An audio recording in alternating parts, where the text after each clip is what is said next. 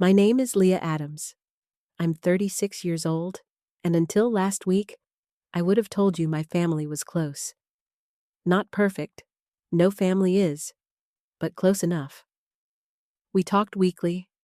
I sent money to help my aging parents, checked in on my little brother, and hosted holidays. I thought I was doing what good daughters do. I built my business from scratch. A boutique software firm based in Raleigh, North Carolina. When it started turning a real profit 5 years ago, I decided to support my parents. They'd always struggled. My dad was a janitor for over 30 years.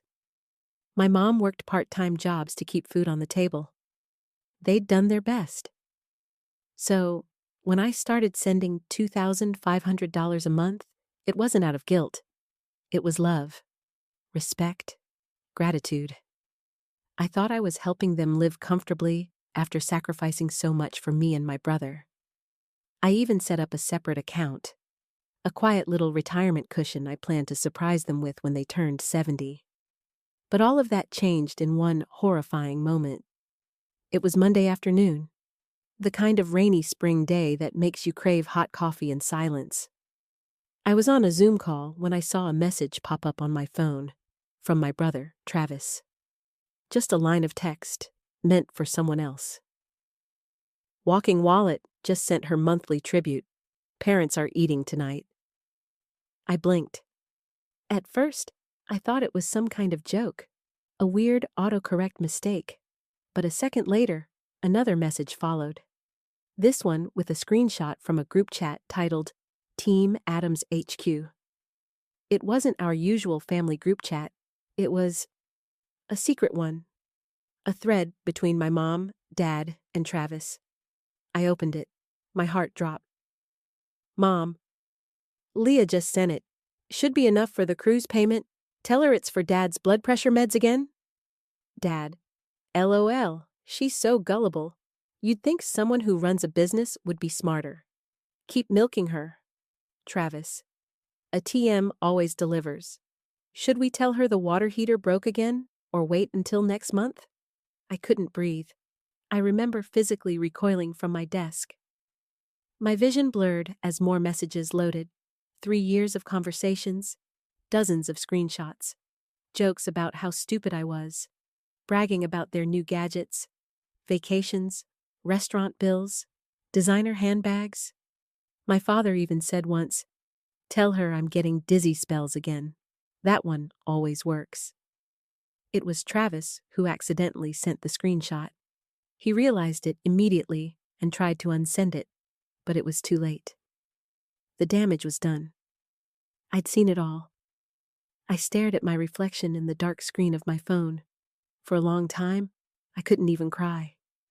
Just sat there, numb, listening to the rain batter the windows of my condo. Every memory rewrote itself in my mind. The time they claimed the fridge broke and I sent $1,200 overnight. The unexpected dental surgery. The barely making rent sob story. Right before they went to a wine tasting weekend in Asheville. I remembered canceling my vacation last year to send them $5,000 for what I thought was urgent furnace repair. I hadn't just been generous. I'd been a fool. By the end of the night, my phone was flooded with calls and texts. Mom said I was taking things out of context. Dad swore they were just joking around. Travis claimed he only played along to stay on their good side, but I couldn't unsee what I saw. I didn't sleep that night. I kept rereading the messages, kept asking myself the same question on a loop. Was any of it real? The love? The gratitude? The Sunday calls? Or was I just a transaction? Around 6 a.m., the doorbell rang. I checked the peephole. It was Travis, drenched, disheveled, holding a coffee and wearing the face of a man who knew he'd screwed up. I opened the door halfway. "You've got 5 minutes," I said flatly. "Leah, I didn't mean for you to see that," he started, voice shaking. "It's not what it looks like." I held up my phone, thumb on a message. "She actually thinks we love her? Bless her little heart." I raised an eyebrow. It's exactly what it looks like. He looked like he wanted to disappear. I didn't start it. They did. I got caught up in it. My rage flared. You got caught up in mocking your sister for helping her family? He had no answer. How much do you think I've given them? I demanded. Monthly transfers? Emergency wires? That rent assistance you claimed was life or death? Want to know what it all adds up to? He didn't answer, just stared at the floor. $19,800. That's just what I can calculate from statements. And that doesn't include the investment fund I've been quietly building for them. You know, because I thought they deserved to retire with dignity. Travis finally met my eyes. I messed up, he whispered. But they're scared. They're saying without your help, they'll lose the condo. I tilted my head. The lakefront condo they said was a rental? That one? He nodded.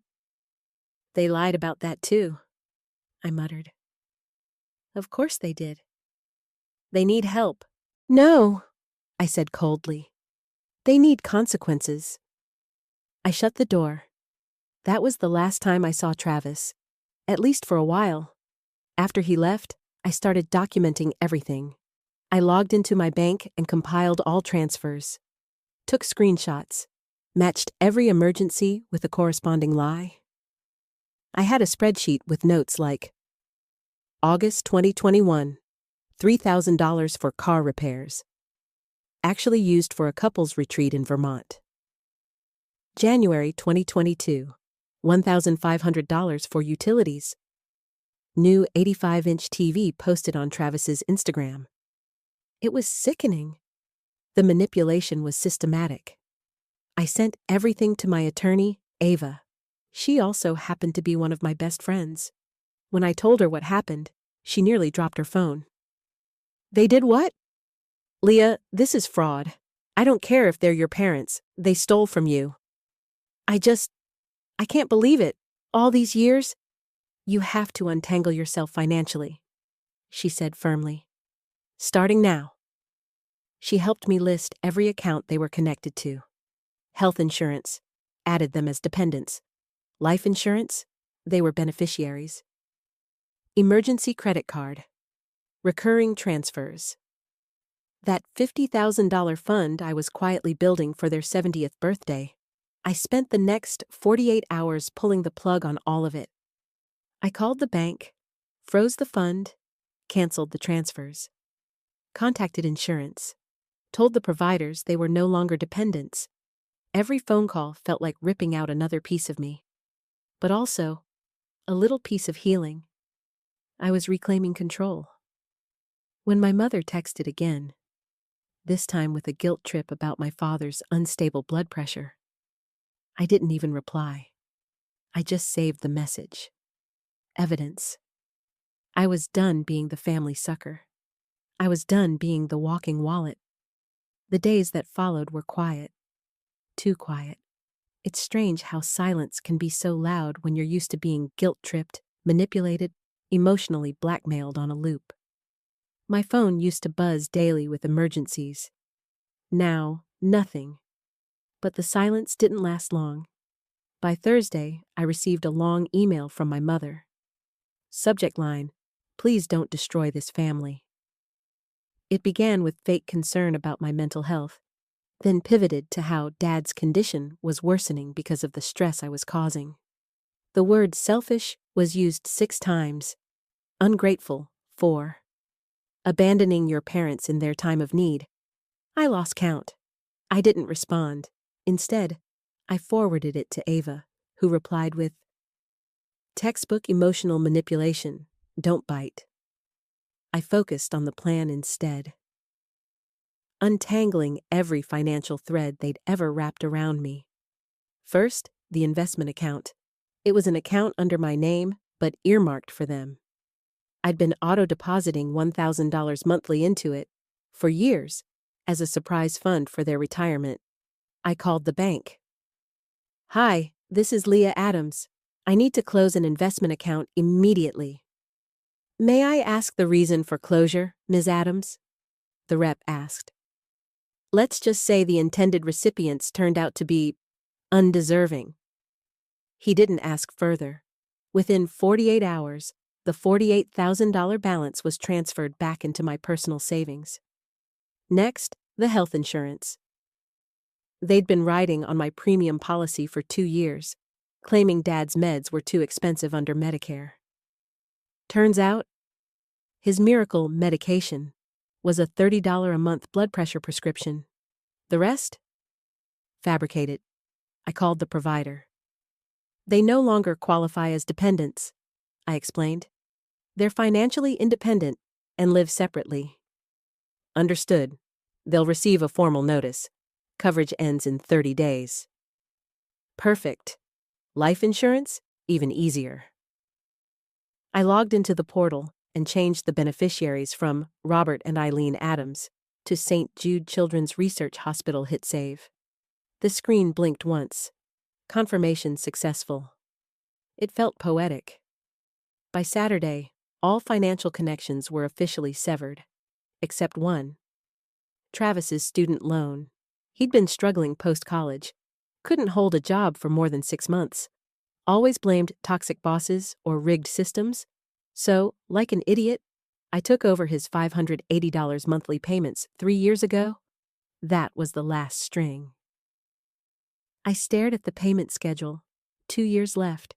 $13,920. I hovered over the cancel button, but something inside me hesitated. Not because I trusted him. That was long gone. But because I remembered what it felt like to be drowning in debt after college. I didn't want to become them, using money as a weapon, a leash. So, I paused. Just paused. For now.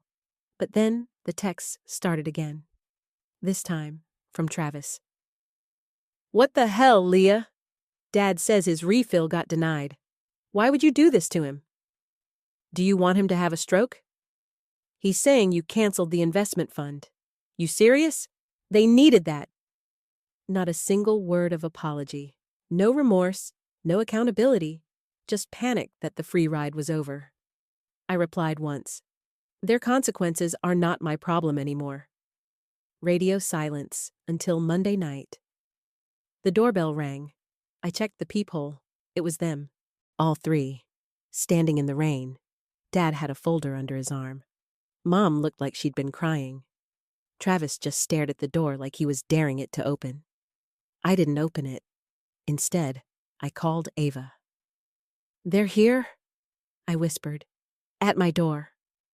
Do not let them in, she said firmly.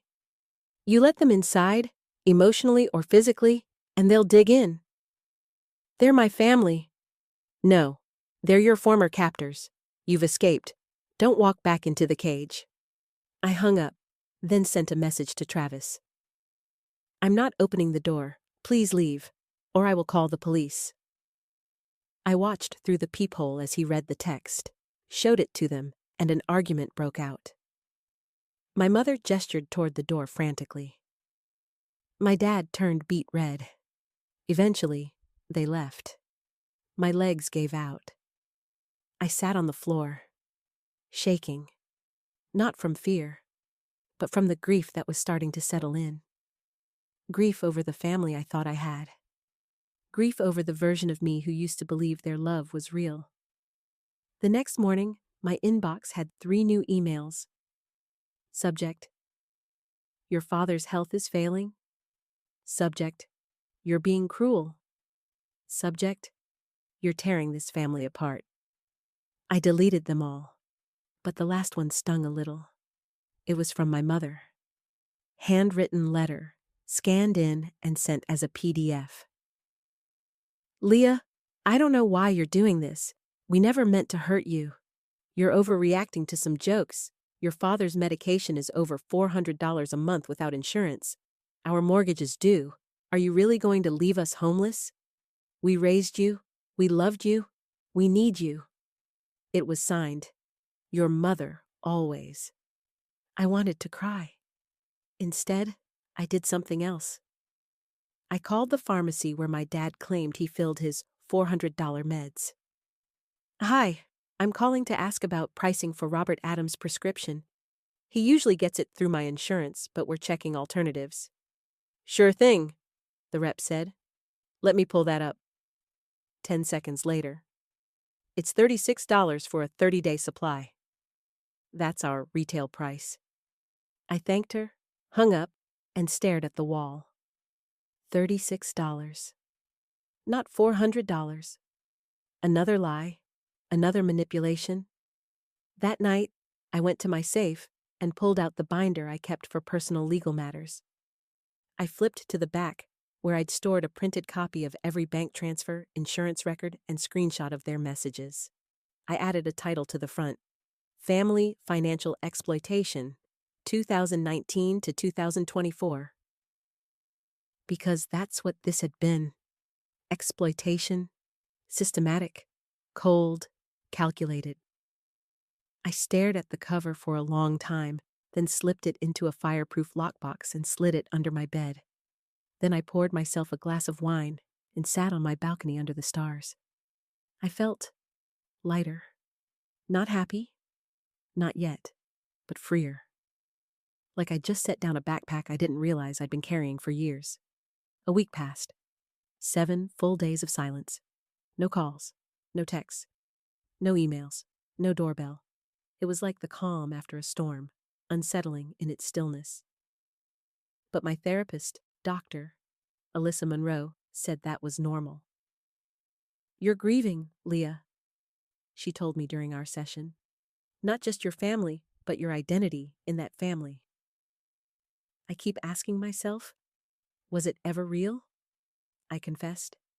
The affection, the birthday cards, the stories from childhood? She gave me a kind, knowing look. Some of it was real. Most of it was conditional. Conditional on me giving. She nodded. That's what broke me the most. Not just the betrayal, but the realization that I'd mistaken financial dependence for love. That they didn't call to check on me, they called to check on the wire transfers. I was never the daughter. I was the deposit. But the next storm wasn't far. It came in the form of a certified letter, delivered right to my doorstep. From my parents, it read like a melodramatic script. We're not angry, just disappointed. Yes, some things we said in the chat were unkind, but families joke. That's what families do. You've taken it way out of proportion. Your father's medication is still unaffordable. The mortgage payment is due. We're facing eviction. Is that what you want? I wanted to scream. They still didn't get it. They weren't sorry for what they did.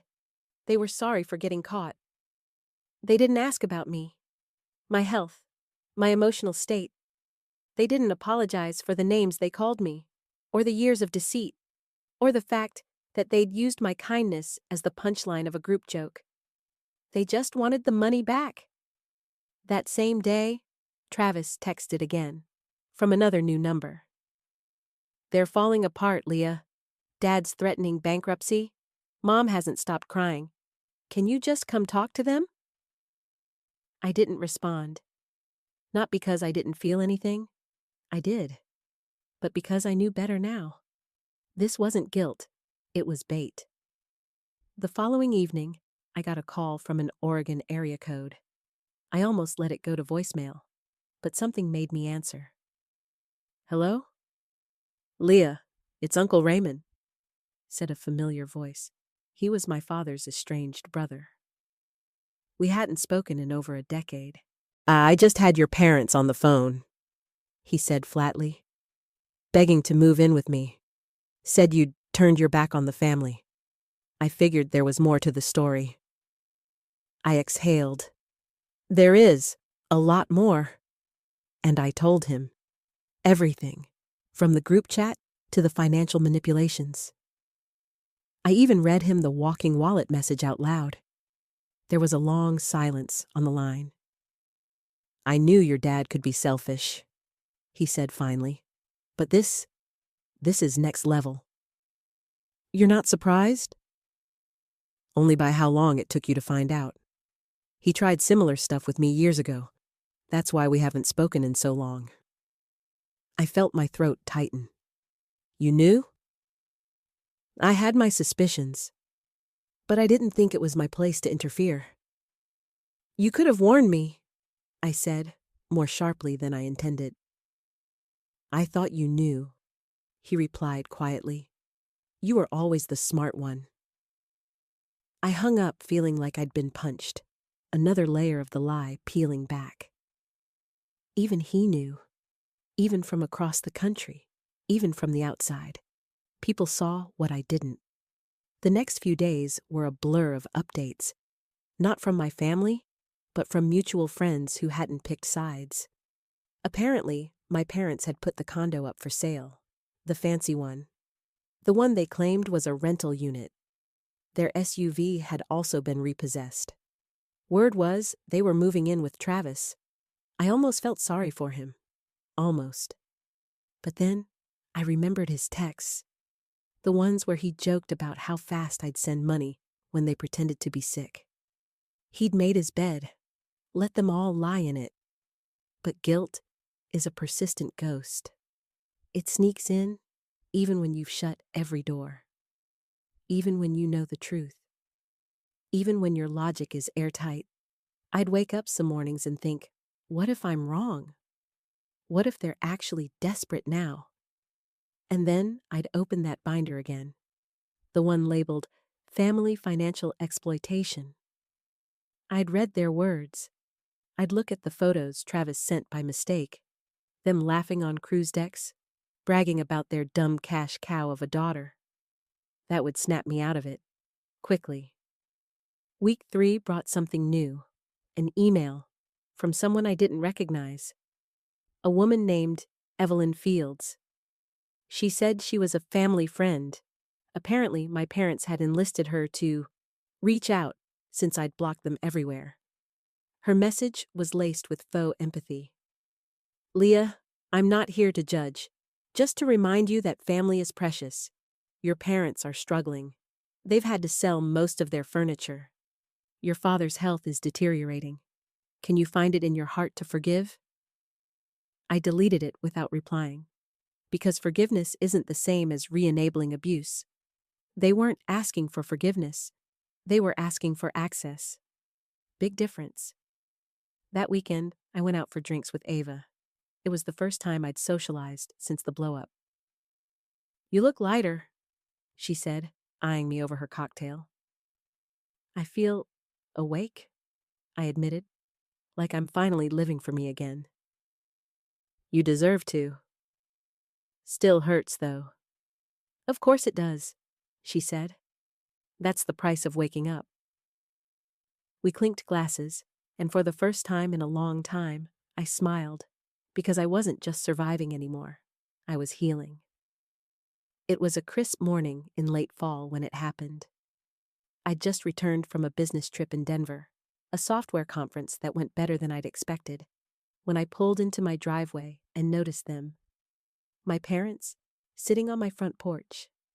My father looked thinner. My mother's carefully dyed hair now revealed long gray roots. Their clothes were no longer designer or even familiar, just plain, wrinkled, worn. I sat in my car for a long moment, debating. Part of me wanted to reverse right back out of the driveway, but I'd been preparing for this. My therapist said it might happen, that people like them, when all else fails, will show up in person, hoping proximity can do what guilt no longer could. I took a breath, got out, walked slowly up the path. Neither of them stood. Leah, my mother said, her voice cracking. Please. You have 5 minutes, I replied coldly, unlocking my front door but leaving it shut behind me. Inside, they sat awkwardly on the edge of the couch. I stood, arms crossed. We've lost everything, my father began. The condo, the car, our savings. We've had to move in with Travis. It's been awful. I said nothing. My mother chimed in. I sleep on a pull-out couch. Your father hasn't been able to golf in months. Our friends don't even return our calls since we lost the club membership. Still, I said nothing. They looked at each other, then at me. Finally, my mother said, "We've suffered, Leah. We've learned our lesson." I tilted my head. What lesson would that be? They exchanged another glance. That we shouldn't have taken you for granted, my father said. Hesitantly, I nodded. Anything else? No answer. Let me help you, I offered, my voice sharp. The lesson wasn't, don't take me for granted. It was that you viewed me as a resource, not a daughter. That you built an entire lifestyle off the back of my guilt. That you mocked me while doing it. We said we were sorry, my mother snapped, her old tone slipping through. For getting caught, I replied. Not for what you did. My father sighed, his face hardening. So what now? You just cut us off forever? After everything we did for you? I laughed, bitterly. What exactly did you do for me, Dad, besides take? He didn't respond. My mother stood up. This is punishment. You're punishing us. No, I said. This is protection. For me, I'm protecting myself from people who have proven they can't be trusted with my heart or my bank account. We're your parents, she shouted. And I was your daughter, I shot back. Not your investment strategy. Silence. I wish you well, I said, walking to the door. I hope you find peace, but you will not find it here. My mother's eyes filled with tears. You'll regret this, she whispered. Family is all you have in the end. I shook my head. No, Mom. Love is what makes a family. What you offered me wasn't love. It was a transaction. I opened the door. They walked out slowly, heads bowed.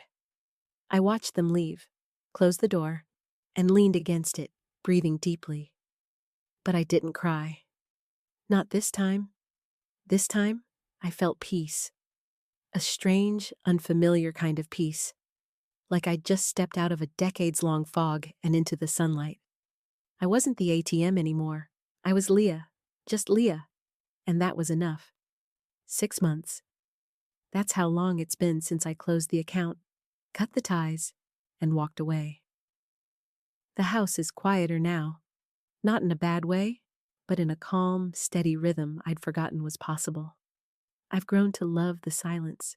No more midnight emergency texts. No more tension in my chest every time the phone buzzed. No more wondering if the love I was getting was real. Just peace. But peace is rarely free. It has a cost.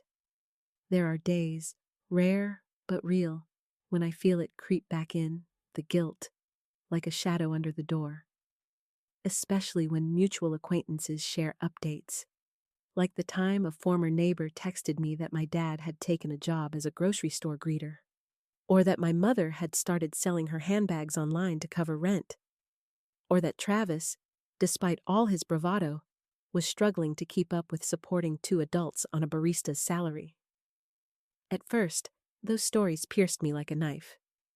But then I remembered. I remembered the cruise pictures, the golf club receipts, the jokes about the dumb one with the debit card, the fake medical bills, the betrayal that bled from every screen. I didn't cause their downfall.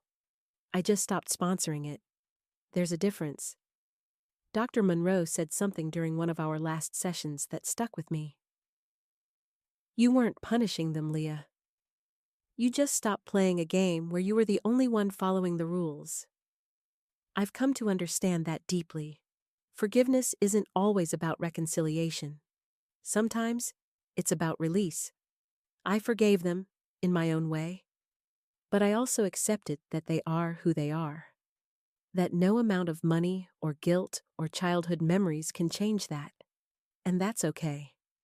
Not every story ends with hugs and holiday dinners. Some end with boundaries and breathing room. A few weeks ago, I got one last message. It came from Travis. New number again. A single line. They're moving into assisted housing. Dad's too ashamed to talk to anyone. Mom's still angry. I read it once, twice, then I deleted it. No reply, no guilt, just closure. That same day, I did something symbolic. I closed the storage box under my bed, the one labeled Family Financial Exploitation, 2019 to 2024. And I walked it out to the fire pit in my backyard.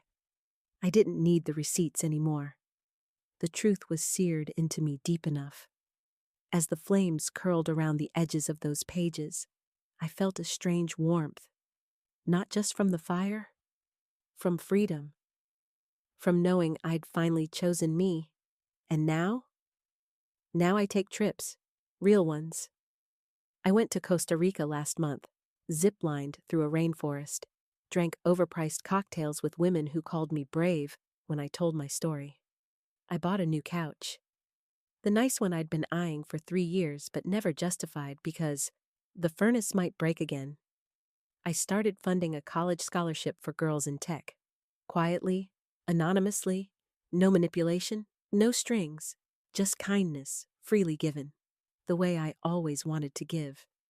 But now I choose where it goes, because the ATM is closed, and in its place stands a woman who finally knows her worth.